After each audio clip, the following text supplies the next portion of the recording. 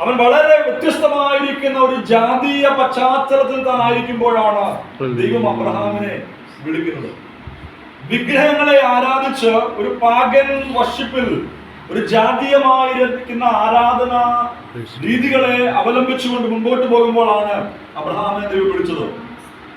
Idol വർഷിപ്പറായിരുന്നു, വിഗ്രഹത്തെ ആരാധിക്കുന്ന വ്യക്തിയായിരുന്നു അബ്രഹാം. പാപത്തിൽ ജീവിക്കുന്ന ഒരു വ്യക്തിയായിരുന്നു അബ്രഹാം.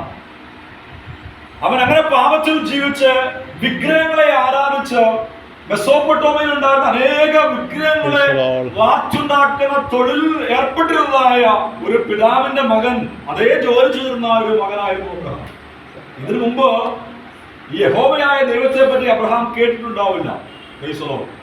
ആ ദൈവത്തെ പറ്റി അറിയുകയുമില്ല. അങ്ങനെ താൻ ആയിരിക്കുന്ന ഒരു പശ്ചാത്തലത്തിലാണ് ദൈവം അബ്രഹാമിനെ വിളിക്കുന്നത്. ദൈവത്തിന്റെ സ്തോത്രം. അബ്രഹാമെ, ഞാൻ നിന്നെ കാണിപ്പാനിരിക്കുന്ന ദേശത്തേക്ക് നീ പുറപ്പെടുക. നിന്റെ പുതുഭവനത്തെയും നിന്റെ ചാർച്ചക്കാരെയും നിന്റെ ബന്ധുമിത്രാദികളെയും വിട്ട് ഞാൻ നിന്നെ കാണിപ്പാനിരിക്കുന്ന ദേശത്തേക്ക് നീ പുറപ്പെടുക എന്ന് അബ്രഹാമിനോട് ദൈവം സംസാരിക്കുക. മുമ്പായിട്ട് ഇങ്ങനെ ഒരു ശബ്ദം അബ്രഹാം കേട്ടിട്ടില്ല. ഇങ്ങനെ ഒരു ദൈവത്തെ പറ്റി അബ്രഹാമിന് അറിയുകയില്ല. ആ ഒരു പശ്ചാത്തലത്തിൽ ഈ ദൈവശബ്ദം കേട്ടപ്പോൾ ദൈവത്തിന്റെ ശബ്ദമാണ് തിരിച്ചറിഞ്ഞുകൊണ്ട് ആ ശബ്ദത്തെ അനുസരിപ്പാനായിട്ട് അബ്രഹാം തയ്യാറായി.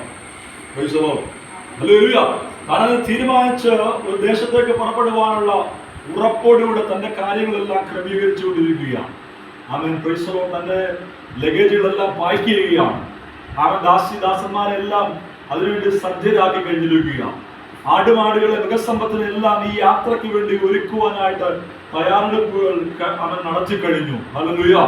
സാറായിയോടും അവൻ പോകുവാനായിട്ടുള്ള തയ്യാറെടുപ്പ്